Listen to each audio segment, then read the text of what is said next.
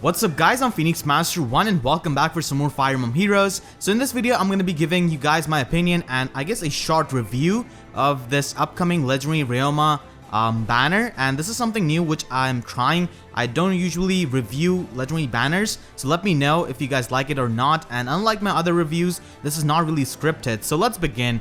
I was really ready for legendary Seliph because this month and the last month has been quite focused on FE4 and FE5, but we got a legendary Ryoma. So he is a water legendary hero, which is quite strange because he doesn't really have any kind of connection with water, so it's definitely weird. So his legendary effect is going to be giving you +4 defense and +3 HP, and I'm really surprised they didn't really change his clothing.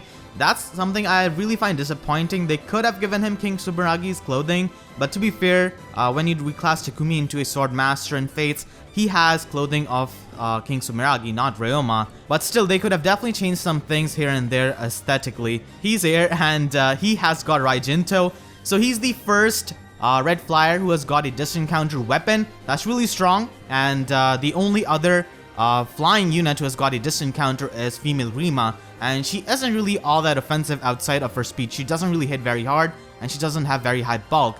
So he has got Raijinto Glimmer. His slotted skill is Kestrel Stance, which gives you +4 attack and speed in the enemy phase, and it is pretty good for speedy duelists, but outside of that, in the enemy phase for tanks, they're not really going to be bothering with the speed, so something like Sturdy Stance or Mirror Stance is much better. And Kestrel Stance, I guess, is going to be pretty good on him because it does seem that he has got pretty low defense. He has got Bushido, which is his personal skill from Fates, and it gives +10 damage whenever he triggers a special.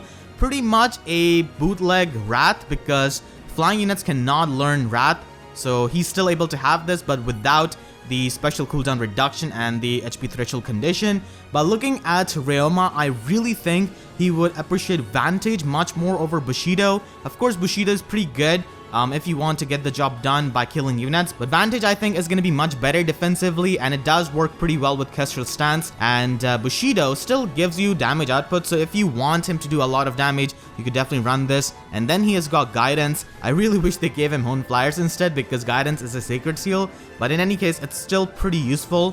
He does take 0 damage from this thief, but to be fair, this thief looks like a pretty low level unit. He's also a 3-star thief, and Ryoma's attack animation is kinda like the Sword Master animation from Fates, like how they pierce their enemy. And now he's facing against Xander. He takes 26 damage from Xander. Xander is not by any means the hardest hitting unit in the game, and he takes 26 damage, so it really makes me think that Ryoma is going to be having really bad defense and resistance. Like in general, his bulk is going to be bad, but he's going to be more oriented towards attack and speed, and attack is definitely pretty good for a distant counter unit, can take out ranged threats. And this is why I think Vantage is going to be much better on him because he appears to be really frail. Like he's only going to be able to proc Bushido once, and he's so frail that he might just die. So now I'll go over the units on this legendary banner. So first of all, we have got young Tiki here. It appears to me that she has got a new breath. She has Flame Tongue, and it does not have this animation. So young Tiki might be getting a new breath or some kind of refine, perhaps. Maybe Divine Stone from FE3, something like that. Young Tiki is a pretty rare unit. I think this is her 4th banner. She has been on the Voting Gauntlet banner and Camus's banner, like the Battling Camus banner, but those were a really long time ago, so she's a pretty rare unit, and it's good for the people who want to collect her. But looking at her stat line, she is a much better mixed tank than Adult Tiki, but she lacks in attack department, which Adult Tiki has plenty of, and young Tiki also has better speed. You can only really build Adult Tiki defensively, but for young Tiki, you could go with the speed route if you do get a plus speed IV young Tiki, and then of course go with the speed refine. So young Tiki is a pretty good unit because of her good mixed bulk and the fact that she's got access to steady breath and adaptive damage. Being a dragon automatically makes her a pretty good unit, and she doesn't really have anything for fodder, so that's why she's not going to be all that good for the people who already have her, and you cannot really invest into her that heavily like you could with Adult Tiki because of the fact that she's going to be so rare. And as you can see, I've got unit rating and fodder rating on the sidebar. Now, the reason why unit rating is out of 10 and fodder rating is out of 5 is because it's really close to just the units as for their strengths. And if I go with the scale of 5, then it's just gonna be 4 out of 5 and 5 out of 5 a lot of the times. So out of 10 gives me more room to judge these units. And for fodder, I think scale of 5 is enough. And now we move on to Innes. So this is the second time he's on a legendary banner. So Innes does have offensive stat line of 33 base attack and 34 base speed, which is pretty good for an archer, and he could also work in the enemy phase because of his high resistance. But the thing is that we also have Bright Cordelia this month on the Bridal banner, and Bright Cordelia is much better offensively compared to Innes, but of course she cannot be a magic tank like him. Overall, a pretty decent unit, but he's not really anything spectacular, and he does have Fortress Res and Cancel Affinity. Not really the most awesome fodder skills because Fortress Res is a Sacred Seal, and Cancel Affinity is only really used on colorless units for the Fire Sweep set mostly. So in terms of fodder, he's rather weak, and he does have competition this month in form of Bright Cordelia, and only recently we got Kinshi Knight Hinoka, and we of course have Brave Lyn to give him competition as a free summon from Choose Your Legends. And then we have got Sigurd here for the red color. He's once again on this legendary banner, and he is a very strong unit. His survivability is extremely nice, and for a lot of the arena and in-game content, he's a pretty good unit. It's just that he doesn't really have much of a player phase, and he does come with close defense and speed smoke, which is really awesome. Close defense is much more coveted as of yet because you can stack that up with close defense Sacred Seal, and only recently we have got speed smoke Sacred Seal, so speed smoke definitely has lost a bit of its value, I think. So close defense is the main skill that he's going to be used for fodder, and we do not really have a lot of good enemy phase skills in the 4-star pool, so that's why he's pretty useful as a fodder, and as a unit he's definitely very strong and tanky. And then we move on to Fjorm. As for fodder, she does have attack defense bond, which is really good for enemy phase units. It's definitely a coveted skill. Enemy phase units are pretty easy to position around to get the bond buff with, and attack defense bond is definitely very strong, and that's the main skill people fodder her off for. Shield Pulse, I guess, is a pretty good niche skill, and drive attack is for the people who want to stack that up with the Sacred Seal. So overall, she's a pretty decent unit for fodder and also for combat wise.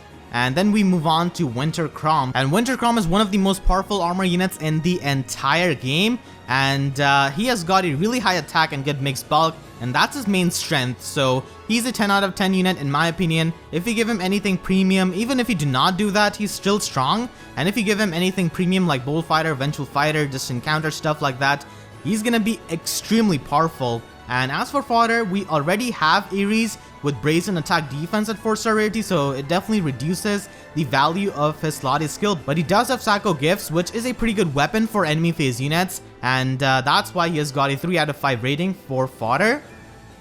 And then we've got Robin, also known as Blue Amelia, because his stat line is quite similar to Amelia, but unlike Amelia, he can actually have access to Berkut Lance Plus, and he can be quite bulky on both spectrums with that, and if you get plus res IV on him, which is a super bane, then you will be able to reach the highest bin in arena, and that is pretty good for arena scoring. In terms of fodder, he's really amazing with his weapon, his slotted skill, Brazen attack and speed, and of course armor march. So overall, he's an amazing unit for the blue color on this banner. And then we have got Gunthra.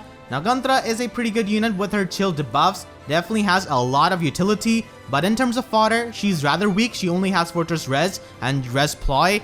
I might have rated Res Ploy a bit low, but honestly I only really find it useful on mages who are built for one-shotting and they don't really have good speed. If a mage has got good speed, then they might as well run Speed Ploy instead of Res Ploy, and nobody really goes into a legendary banner for pulling Res Ploy fodder, and we already have that as a Sacred Seal, so it's not really all that coveted. And Gunthra is definitely a fun unit to use if you guys have seen my arena showcases, but she's not some overpowered unit. It's the case with most of these legendary heroes, really. And Flying Azura is a fantastic support unit in the game. She has got access to Hone Flyers, she has got amazing mobility, she can use stuff like Guidance, and with Flyer buff she can be a pretty decent offensive unit as well. And she does have some competition this month in the form of Bride Ninian, who's also a flying dancer, but she's a range unit. But I do find Azura to be a better flying dancer because she has got the green color and she can easily take care of some of the blue threats like Noe, and she also comes by default with Hone Flyers, which is a rare skill, and her weapon is pretty good for utility as well and can be stacked up with stuff like Drive Defense. So she's a very powerful support unit, and a lot of the in-game content can become pretty easy for you, especially the Flying Grand Hero Battle Elite quest because of her. and Hone Flyers is a pretty rare skill as well. And then we have got Years Takumi. Years Takumi does have pretty good offensive stat line for a dagger unit, but the thing is that his rolls can be done by other dagger units who come at lower rarity. For example, he can build up Soth for an offensive dagger unit, and his Peshkatsu has got amazing utility, and Felicia is there for mage tanking, which Years Takumi can also do with his attack resist bond. The main problem with offensive dagger units is that they cannot utilize their full potential because of lack of fire sweep and brave dagger, but still I guess Kagami Mochi is a decent dagger unit, but he's definitely going to be struggling against the arena units who have got distant counter, and because of that I've given him 6 out of 10. For his fodder, he's definitely pretty amazing with his Kagami Mochi. Kazi does have his Barb Shuriken, but he's a limited unit. And Attack Resist Bond, of course, is a pretty coveted skill, even though 3 units have got that, but all of them are seasonal units. Female Grima is the final unit for this trailer, and overall she's a pretty balanced unit, but her bulk is a bit on the lower side compared to other dragons, and her attack isn't really all that high. And she does have a distant counter weapon, she can do adaptive damage, and her speed is the strongest stat. As for fodder, she does have Res Smoke, which is I guess good for enemy phase magical units. For the units who don't really have high enough res to run ploys, like Res Ploy Sacred Seal, so in that regard it's good, but it's not really something too overpowered. And similar to that, Female Grima is also not some kind of OP dragon. She does have her merits definitely with the distant counter weapon and with the flyer class, but she misses out on the breath skills which make dragons really strong units, and that is going to be the legendary banner. So now I'll give you guys my final verdict on this banner. It's definitely a pretty good banner for the people who want to have armor units, and it also does have Hardin, who has got Bold Fighter, which is really strong, and it does have Years Azura, a fantastic support unit, and young Tiki is a pretty rare unit, so it's good for the people who want to collect her. But like I said, it's really hard to build her up for long-term use because it's going to be hard to get the merges, and Adult Tiki is a better red dragon for that regard.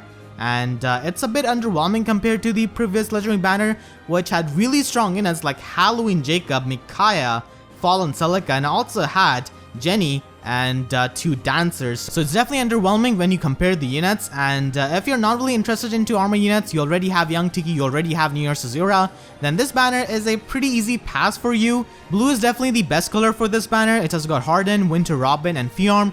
Good units combat wise, and also pretty good units for fodder. And next month we're gonna be having Winter Tharja as a Christmas unit on a legendary banner, and we're also gonna be having Male Grima most likely because he's the only fallen unit we have not got. Previously we had Fallen Celica, this time we got Hardin, and the next banner it's going to be having Male Grima. He does have Vengeful Fighter. We will also have Winter Tharja with Vengeful Fighter, and Winter Lissa is also going to be there with Bold Fighters, so it's also going to be a pretty good banner the next month for armor units and for their premium skills, and you might want to save your orbs for that banner instead. And if you're looking forward to the units on the next month's legendary banner, and Ryoma is definitely a pretty interesting unit, but I do not think he's going to be some kind of overpowered unit.